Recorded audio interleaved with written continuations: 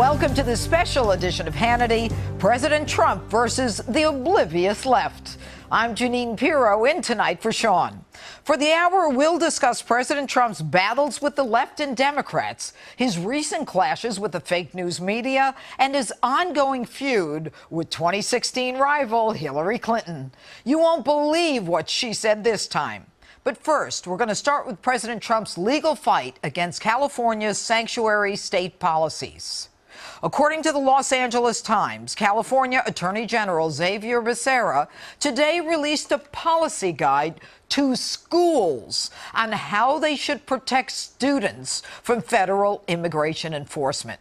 Now, this comes after California earlier this week wrote a clarification to state and local law enforcement that its sanctuary policies do not give them authority to disregard federal immigration law, but they do limit how they can cooperate with the feds.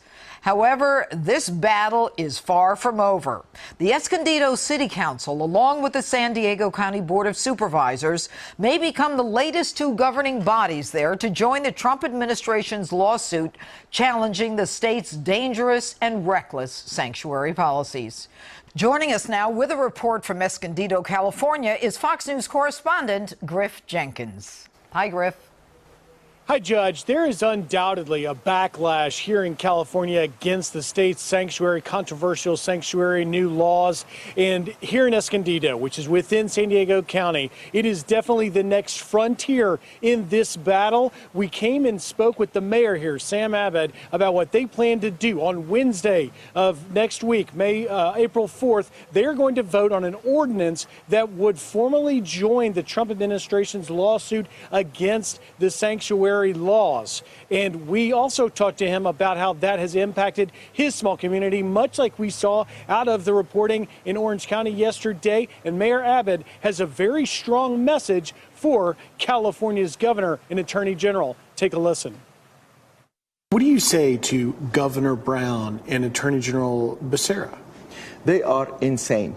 They have reached the level of emotional state that is really affecting their own constituents. These two leaders in California, they care more about illegal criminals and protecting illegal criminals than protecting our citizens. This is a moral issue. This is immoral. This is illegal. This is unconstitutional, period. And Judge, Mayor Abed came from Lebanon, an immigrant 30 years ago, and he says this isn't the America that he came to. If indeed on next Wednesday Escondido passes this ordinance, it will likely pave way for larger San Diego County to try and make a similar move. They are expected to do that sometime in middle April. While we were here, we also spent some time in the Los Angeles headquarters of ICE speaking to the director, David Marin, about how these laws are impacting ICE's difficult and tough work. Take a listen. You have this new state law, SB 54, and what's happening in Orange County. How is this impacting you? What are your thoughts on it? Well, so the state law has been extremely detrimental to our operations. You know, these California politicians have really tried to put ways out there that prevent us from really protecting the public. So what has happened is these individuals, these criminal aliens that were trying to get off the street, they're now being released back out into the communities to commit more crimes. Makes it difficult for us. When, again, we're not asking California law enforcement agents to become immigration agents. That's not what we want. But when they have somebody in custody that we're looking for, we're just asking that they let us know and they allow us the opportunity to come pick that person up when they've finished with their criminal proceedings. And Director Marin, Judge, also told me that on February 23rd, a drunk driver, deported multiple times, convicted multiple times, was released into the public and killed a 6-year-old girl. ICE believes they could have prevented that had this law not existed. Judge? Terrible story there. Thanks, Griff. And meanwhile, today in Washington, the U.S. Customs and Border Protection Acting Deputy Commissioner Ronald Vitello provided an update on further construction of the border wall. Take a listen. Let me be clear, without the president and the administration's leadership and a commitment to border security, the funding for construction for these projects would not be possible. In San Diego, we're looking at 14 miles of new border wall, getting rid of old, dilapidated landing mats in favor of a steel bollard wall. In Calexico, we're on schedule and on budget to build a new 30-foot border wall. Continuing east, we're on track to 20 new miles of border wall in Santa Teresa, New Mexico. In addition, we have 4 new miles of border wall in El Paso, Texas. Finally, we plan to replace at least 47 miles of dilapidated border fencing with new border wall system in various locations along the southwest border. The U.S. Border Patrol, sector chiefs, and agents in the field have been vocal about their need for effective barriers to deny the entry of illegal aliens and contraband. The truth is, walls work, and the data show it, and agents know it. The construction of the border wall is a huge step in the right direction. And as Hannity keeps saying, it's something along with tax cuts that will help President Trump and Republicans going into this year's very important midterm elections. And speaking of the midterms, President Trump, during his speech yesterday in Ohio, issued a stern warning to his supporters about the upcoming elections. Take a look. We have a very important election coming up, and they don't like the wins we've been getting. They don't like that the economy, the Democrats, they don't like that the economy is so strong. They don't like that they don't have one vote on the tax cuts. Not one vote. And we should do well. History says that when you win the presidency, that party doesn't do so well in the midterms because people get complacent. They get complacent. We cannot be complacent. We've got the greatest economy maybe ever. Maybe in history. We have the greatest economy we've ever had. You know, the expression from, I guess it was Bill Clinton, it's the economy, stupid. Well, it is the economy. And the president's warning is spot on. According to a recent Fox News poll, Democrats hold a slight 5-point lead on who voters prefer in this year's midterms. However, it's down a whopping 15 points from last October. Joining us now to discuss this is Fox News chief national correspondent Ed Henry. Good to see you, Judge. Good to see you, too. All right. So what do you say about the midterms and what's going to be happening? Well, look, the economy is going to be better for the president than anyone expected, and that could be the ace in the hole. This is going to be a tough year for Republicans. A new president comes into power. The midterms are always tough. But the bottom line is the Washington Post just did this massive study of Labor Department data. No fan of the president, the Washington Post. And they went through the data honestly and said that the counties that the president carried in battlegrounds like Ohio and Wisconsin and Pennsylvania are creating jobs faster than any other counties in the country. They are recovering faster than anyone. What does that tell us? Number one, that this economy is strong. It's actually trickling down to real people, number one. And number two, that the president is keeping his promise to not forget about the forgotten man and the forgotten women. So that could actually break through. I'm not saying the Republicans are going to win. This is going to be a tough year for them. Yeah, but Ed, when you think about it, the number was 15. It's now down to 5, the difference between Republicans and, I mean, they were predicting a Correct. slaughter. Because real people are feeling the economy. Nancy Pelosi set this barrier. Don't anybody vote for it, right? As the president said in that sound clip. And so now no Democrat is on record for these tax cuts that are helping the economy, number one. And number two, Nancy Pelosi said it's just going to be crumbs. It's not really trickling down to anyone. Those numbers, the president's approval ratings coming up, and also the Fox poll you mentioned that shows that the gap between Democrats and Republicans in the midterm is tightening, is because of the economy. It's because real people are feeling real benefits. And you know what would be very good as someone, you know, ran for office, I mean, to do an ad. My opponent didn't want you to get those tax cuts. Right. My opponent is not responsible. If he had or she had their way, there's no way you would have that benefit in your check. And there's an ad that could be run that says that we promised, if the president and Republicans want to go to the American people, we promised we were going to cut your taxes, and we did it amid Democratic obstructionism. Not one Democrat in the House or Senate voted for it. And you know what would also be an effective ad is if you can actually start building the wall. And I think that sound clip from the border protection person is important. He's telling us something that people in Washington can't get their heads around. Everybody in Washington, both parties, think the president's going to build this big, beautiful wall sort of all at once, like in a week and a half. And it's going to be $20-30 billion. It's going to be hundreds of miles. No, listen to closely what he's saying. He's saying that we're building 2 miles here, 10 miles here. And they're going to build this brick by brick, whether the Democrats want the president to or not. This week, the president tweeted this photo of prototypes. And I think BuzzFeed and other news organizations said, oh, this is an old fence from the 90s. This is not even a real one. what people didn't grasp is, and if you listen closely to that sound clip, that leader was saying that there was an old fence from the 90s in Calexico, in California, on the Mexican border, and it was all broken down. It was recycled steel. It was just a few feet high. And they're redoing it right now as we speak to 30-foot high bollards. Another way of saying 30-foot high bollards, Judge, is a wall. Oh, and so clearly. people keep saying he's never going to build the wall, and the president says, I'm going to build it, and the fact checkers say he's not. He's building it as we speak. Well, people don't realize it. You know what, Ed? I mean, between the wall and the money in their checks and the deregulation and making sure that middle America gets their jobs back, it might not be as predictable as some think. But And that's why it's tightening. We appreciate your Good seeing input. you. Thanks, Ed. All right. And joining us with reaction to all of this is former Ohio Democratic Congressman and current candidate for Ohio Governor Dennis Kucinich. All right. Good evening. What shall I call you? Congressman? Dennis? Maybe Governor? Dennis is fine, Your Honor. All right. Touche. All right. Let's talk about the border wall. You know, one of the issues that people have been talking about is the fact that they think that it doesn't really serve a purpose. And whether it's a wall or some other kind of construction, you would have to agree that 80 to 90% of the drugs coming into this country, irrespective of whether there's a market for these drugs here, comes from our southern border. Well, we want to do everything we can to stop the drugs from coming in and to stop them in the countries that they're coming from. That's true. But I'm not a fan of the border wall, Judge. I think that it's a waste of money. They can accomplish the same thing with electronic fencing.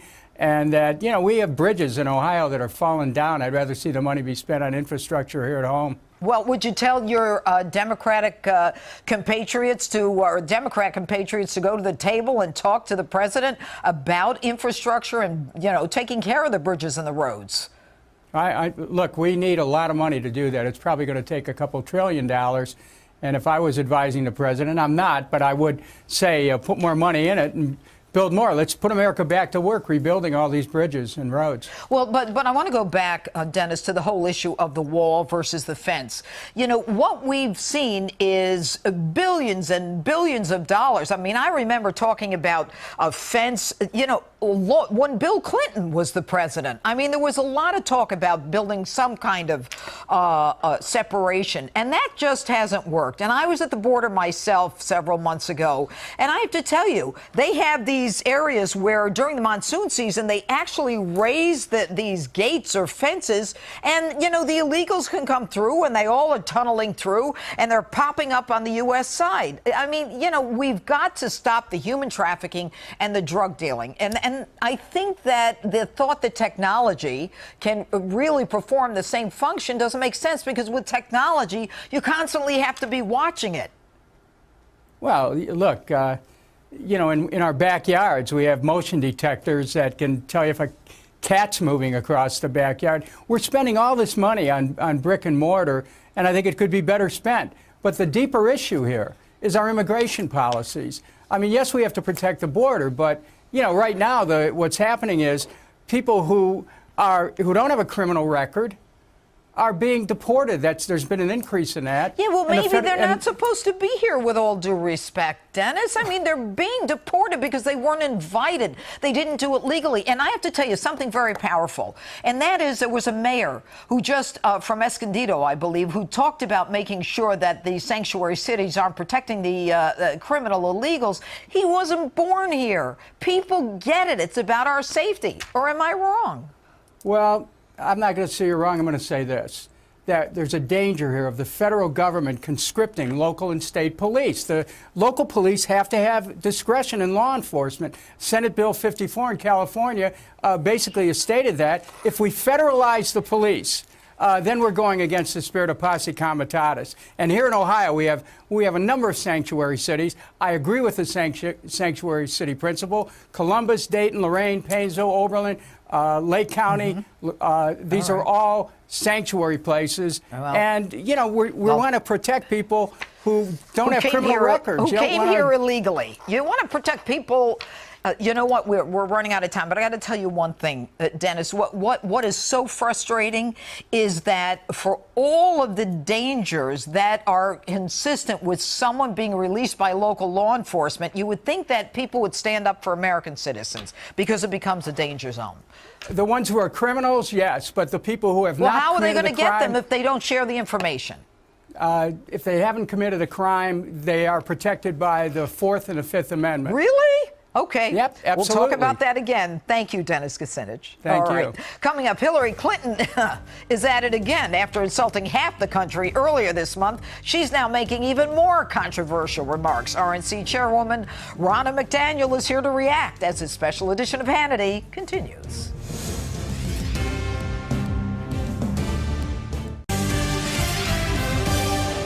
Welcome back to this special edition of Hannity. President Trump versus the oblivious left.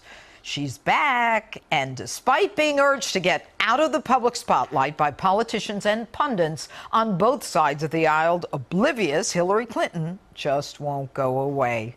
After facing heavy criticism for her demeaning remarks about Trump voters while in Asia, the twice-failed presidential candidate is once again lashing out. During a paid speech at Rutgers University, Clinton complained that the recent criticism lodged against her is because she's a woman. Take a look. People saying, get off the public stage and shut up, which is something we're hearing all the time. Yeah. How do you... Well, that began to happen after the election. Yeah. And, the election was pretty traumatic. I was really struck by how people said that to me, mostly people in the press, for whatever reason, like, oh, go away, go away. And I had one of the young people who works for me go back and do a bit of research. They never said that to any man who was not elected. But I do worry that what's happened to the Republican Party is that it's being held captive by a very small group of powerful forces. We have seen the power of the NRA, for example. While Hillary Clinton continues to bash Republicans and play the gender card, her speaking fees are taking a hit. According to reports, the $25,000 Hillary Clinton received for the speech you just saw was actually $7,000 less than Rutgers paid Jersey Shore reality TV star Snooki. So, joining us now with reaction is RNC Chairwoman Ronna McDaniel. Ronna, I just want to say one thing. Hillary Clinton just said in that sound, she said that the press kept telling her to go away. Now, what I find shocking is they told her anything, given that she roped them off. Do you remember that during the campaign? She had them all roped off so she wouldn't have to talk to them. What's your take on Hillary and what she's doing in the public square? Well, where do we start? I mean, she's so willing to play the sexist card when in reality, she is being treated exactly like any other nominee who would have continued to denigrate half of the country, who would continue to fail to acknowledge the failings of their campaign. And the other thing she doesn't acknowledge is what President Trump provided for the American people, which was a vision of more jobs and higher wages. And so by continually refusing to acknowledge the failings of her campaign and why she lost, she is hurting her party, and her party is saying, please go away, you are hurting us. No other previous nominee has put their foot in their mouths as much as Hillary Clinton has since this election ended. And what's interesting is we never thought that Clinton machine would ever be confronted by someone as daring as some of these politicians to say, maybe it's time for you to go away, or as I say, to go back into the woods. But Ronna, the talk about the midterms in a presidential election, being, first term, I should say, it usually benefits the other party. But now with Hillary Clinton and this lunacy, her saying that the election was traumatic, doesn't this benefit Republicans?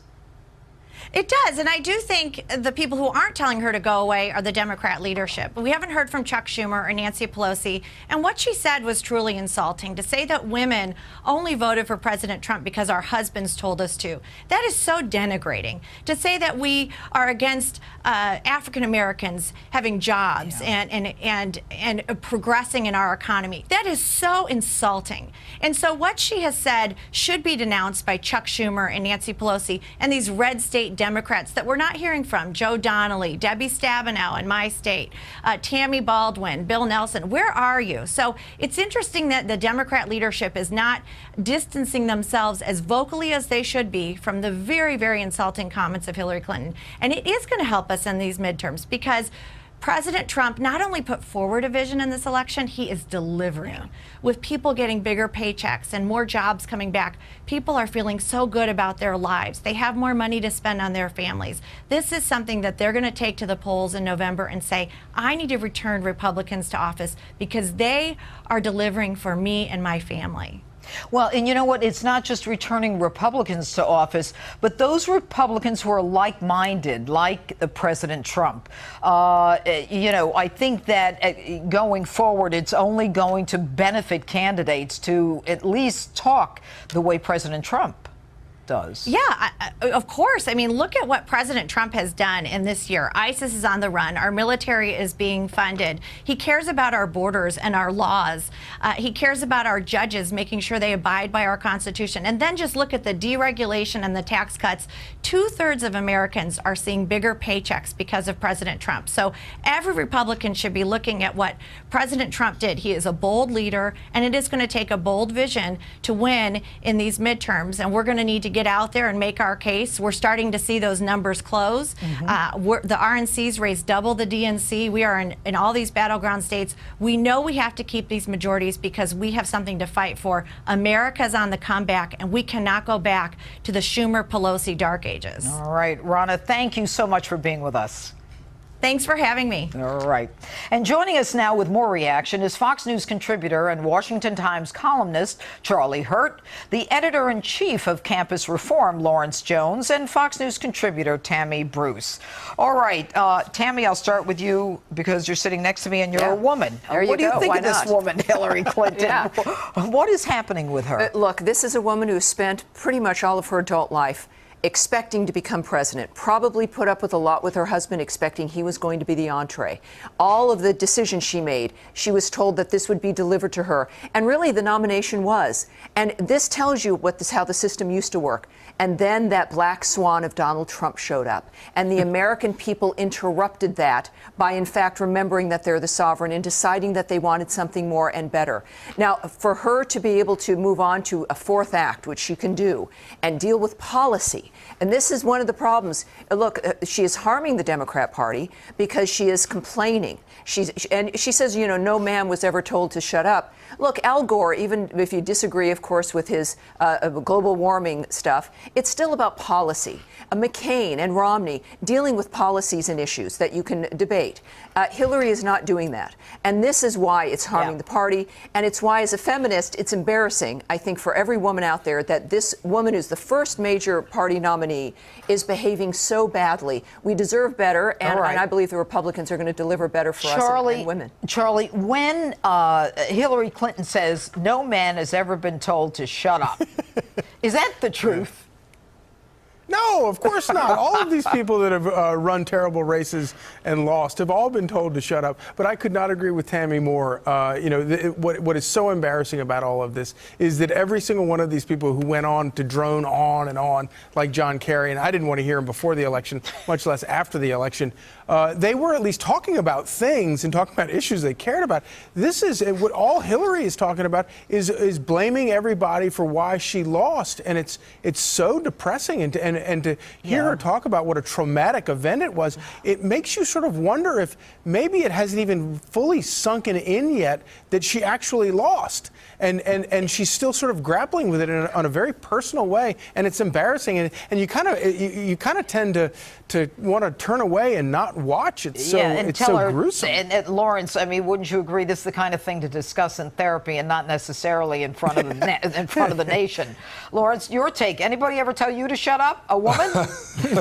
I think we tell a lot of people to shut up when we disagree with it. I know on the right, we told Mitt Romney to shut up when he started to get back involved with the primary, talking about Donald Trump. And so when people, members of political parties, don't agree with past leaders that have failed leadership, generally we tell them to move on and let the new leadership come in. But I think this goes back to something mentally with Hillary Clinton, because for far too long the Democratic Party has operated off of identity politics, and they traditionally have won. And that was until Donald Trump came and talked about money with the American people. The people weren't concerned about identity politics. They were concerned about their families and having to live paycheck to paycheck. And so Hillary Clinton, being a veteran politician, didn't know how to handle that. She realized that her strategy, for once, the Democratic strategy, just didn't work. And I think it's hard for her to comprehend that. You know, and Tammy, you make a very good point about, you know, here's a woman who was touted as this great United States Senator, wonderful Secretary of State. She probably should discuss issues of policy. Sure. That is, Sure. if she's capable. Yes, this is it. I mean, there's a point where we all make mistakes, and the way that we're able to move on and remake ourselves, or at least become influential again, is make a determination of what went wrong and what I can do now and what the priority is. But this is the problem for the Clintons. It's never been about other people. That's it's right. never been about policy, really, in the end.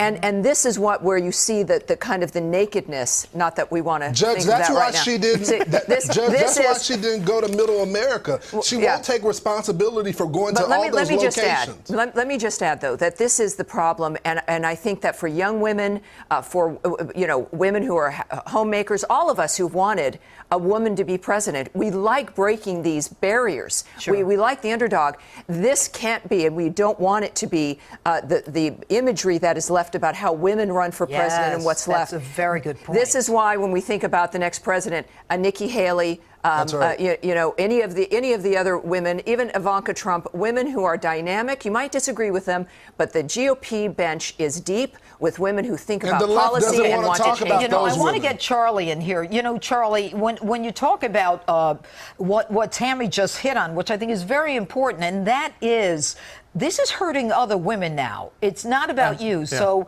and it's also hurting the Democrats. When are they going to get the hook and yank her? When I look around and I see meant. all of the strong, successful, powerful women in all aspects of professional life, they all earned it on their own. And what's strange about Hillary Clinton is she got to where she is because of her husband. And for her to then talk like she's this sort of Joan of Arc of women's accomplishment, and then turn around and denigrate all of the strong, independent women who voted for Donald Trump, it's kind of hard to wrap your brain around. And she really is sort of more the face of entitlement than she is right. of strong, successful, powerful woman. Great conversation. Thank you all. Thanks, Judge. Thanks, guys. Coming up, the left is proven wrong yet again on Russia. We'll tell you why relations between the Trump administration and Moscow got even worse today. Stay with us as this special edition of Hannity continues.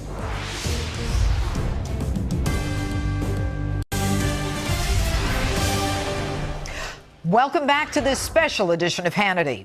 Ever since Trump took office, the left has tried to attack the president as being soft on Russia.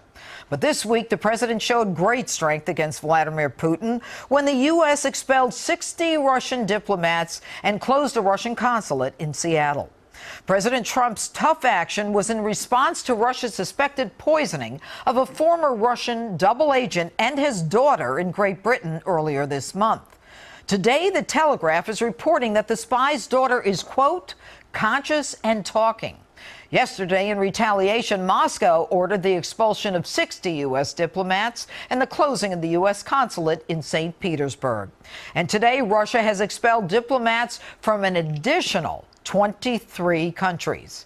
This tension comes as Russia's defense ministry released a video supposedly showing the test launch of an intercontinental ballistic missile named Satan II by NATO. Joining us now with reaction is Fox News contributor and syndicated columnist DeRoy Murdoch and the author of Direct Fire, former Brigadier General Tony Tata. All right, General, I'm going to ask you, since we're talking about that video that supposedly shows an intercontinental ballistic missile that they say has Florida in the background. Now, aside from their ability to do this and whether they have that, are we entering a new phase of a Cold War? You know, I think we might be, Judge, and I'd just like to back up and say that I think President Trump, just as he unleashed us to defeat ISIS, has done more to attack and defend against Russia than President Obama ever did. And then as we look at the missile that President Putin supposedly showed the launch of, that is attacking the concept of mutual assured destruction. And what he wants to do is to make sure that we feel uneasy about our ability to defend against the weapons that Russia has. And so we launched off a submarine a intercontinental ballistic missile this week in the Pacific Ocean. So Russia launches its Oh, you don't hear about that as much. Exactly, oh, interesting. Exactly. Well, but it sounds like a tit for tat again. Yeah, well, it's very much, and this is very much the almost war by proxy that we had in the Cold War, as you mentioned at the beginning of the segment. And this is through the elements of power: diplomatic, information, military, economic. You see spies being fired. You see information wars. That's an information piece. They call it a spy spat. Right. Exactly. As I was reading, Dory, all the talk about the left and how the president is colluded, although after 14, 15 months, nobody has one iota of evidence. Is this going to hurt the left in terms of the midterms with the president being so tough on Russia? And not only that, Dory, he's got 23 countries. NATO, they're all backing the president. I mean, when Obama used to talk about it, there was no one behind him. Now there is. Well, the left has been preaching this gospel for the last year and a half or so, that President Trump is a puppet of Putin and he does whatever Putin says. And yet you've seen, as you said, organizing this diplomatic effort to remove these diplomats from around the world. Just yesterday, I think it was, Poland announced it was going to purchase about $5 billion in anti-missile systems from the United States. Pointed to Russia, I'm sure. Trump has provided offensive weapons to Ukraine. I think about a month ago or so, there was an attack on 100 Russian mercenaries in Syria. They're now dead. So if he's a puppet of Putin, he's not a very well-behaved one. Well, that's very well said. Puppet. There was talk today about two of our astronauts are on a vessel, on a Russian vessel that has gone into, I guess, outer space, the Soviet Soyuz. I mean, so is this all talk given that, everybody knows we've got Americans on this Russian vessel or whatever it's called? Well, that's what I was saying earlier, Judge, is that this is information warfare. This is two countries posturing for power in the power vacuum that was left by the Obama administration before.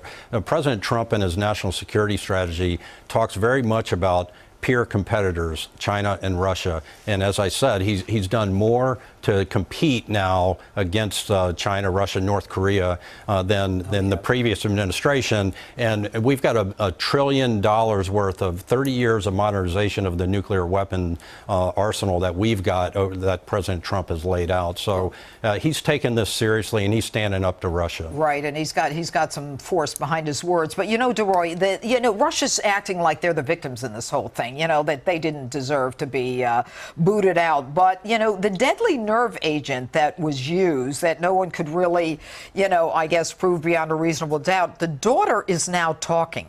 She can, I imagine, tell us how the nerve agent was delivered, who may have delivered it, who the last person was that she saw. Things aren't looking good for the Russians, if indeed it is, as everyone is suggesting, the Russians who did this. Yeah, I mean, we've had somebody who I guess the Russians may have wanted to be a corpse, who's now it turns out to be a witness, and she may be able to speak up and give this exact kind of evidence you're talking about. I think it's also fascinating that this case and other cases where people have been basically assassinated by Moscow, that they don't just use rat poison or put a pillow over somebody's face. They're using the kinds of agents that are tied back to Moscow, almost as if they want to leave their fingerprints behind. I wonder if that's something they deliberately want to do, maybe sending a message to others rather than just eliminating somebody who they find inconvenient. All right, DeRoy Murdoch, General Tata, thanks for being with us. Thank you, Joe. And coming up, the hit sitcom reboot of Roseanne has already been picked up for a second season. Some in the mainstream media finally realizing that the power of the forgotten men and women of this country matters. Joe Concha and Charlie Kirk will weigh in next as this special edition of Hannity, President Trump versus the oblivious left, continues. Stay with us. We'll be right back.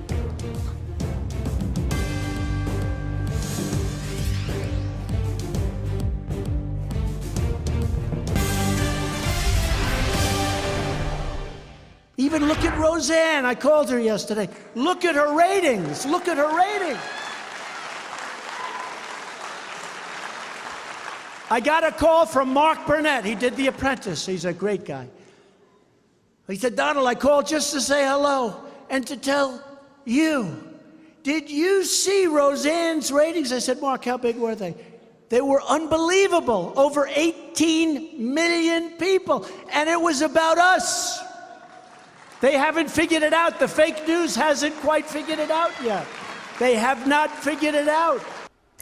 That was President Trump yesterday in Ohio touting the huge ratings of the Roseanne reboot, all while taking a shot at the media for not understanding the power of the forgotten men and women in this country.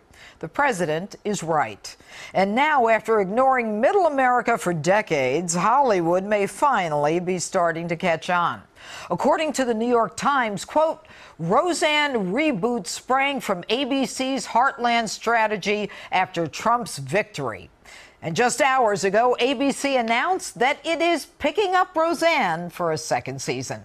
Joining us now with reaction from the Hill, Joe Concha and founder of Turning Point USA, Charlie Kirk. All right, guys, I'll start with you, Joe. You know, the Hollywood is so shocked. It shocks me that they still don't understand how out of touch they are. Well, you know, it seems like ABC found a starving niche audience, Gene, and that is half the country, right? I mean, even Democrats and independents, they have to be sick of what they're hearing on Colbert and Kimmel and Myers and the Daily Show and Will and Grace and other comedies where the same target is Trump and its political commentary dressed up as comedy. And I think it was very smart of ABC to go with Roseanne, an established brand. It was on the air for 9 years. One critic put it best. He said it felt familiar but new. But when you dig into the numbers, it's fascinating. Yes, 18 million people, highest in 4 years. But after people watch this on their DVRs over the weekend, they're talking 25 million. That's nearly as many as the Oscars. That's 6 million more than the Golden Globes. Then you break it down even more. In states where Trump won handily, like Oklahoma, 65% of the vote he got there, it was #1 there. But in New York, it didn't even break the top 20. In Los Angeles, not even the top 30. That tells you everywhere where we are right now in this country in terms of polarization and the city's not embracing or thinking this along the same lines as the rest of the country. And you know, Charlie, what's interesting about this 18 million or 18.2 million are the demographics. A lot of young people watching, and, you know, a lot of them weren't even, you know, born when Roseanne was last on. So what do we attribute the entry of that huge demographic, the youth, who seem to be so kind of targeted as being all millennials who aren't interested in Trump or his agenda? Well, look, Joe hit it out of the park. You know, you have an audience here that actually wants to see these kind of dynamics that they know exist in the real world. You look at all these other shows in Hollywood. It's just virtue signaling, sanctimonious, leftist dogma of how horrible President Trump is.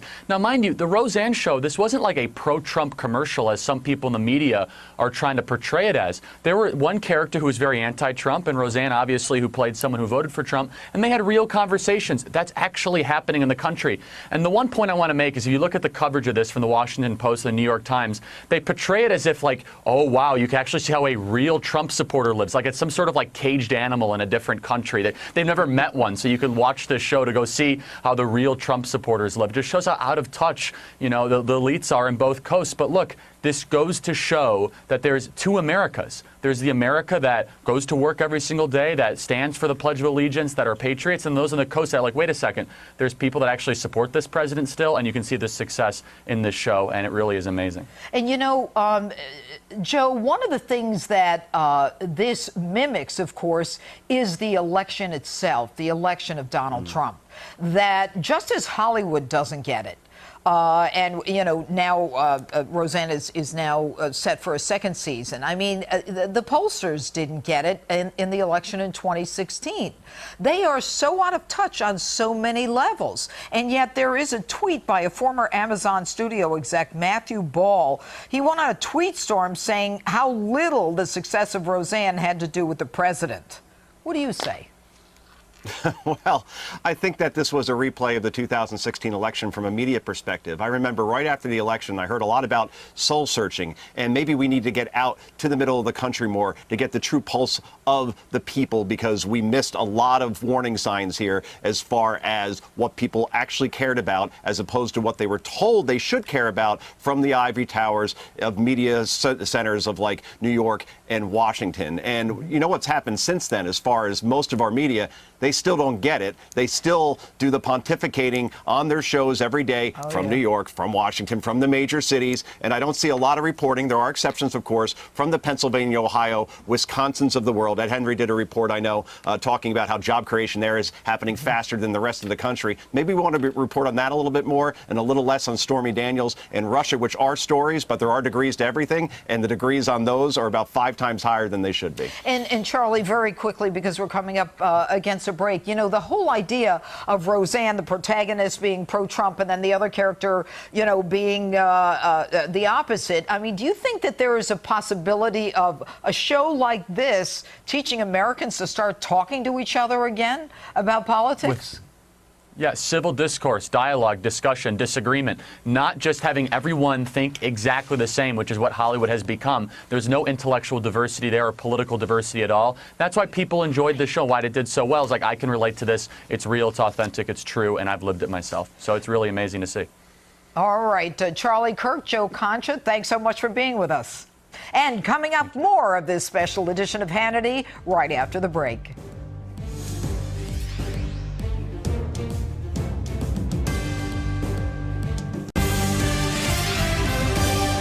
Welcome back to this special edition of Hannity. President Trump versus the oblivious left. Unfortunately, that's all the time we have left this evening. Thanks for joining us, and don't forget to tune into Justice every Saturday night at 9 p.m. Eastern. And you can follow me on Twitter at Judge Janine and on Instagram at Judge_Janine. We hope you have a great night.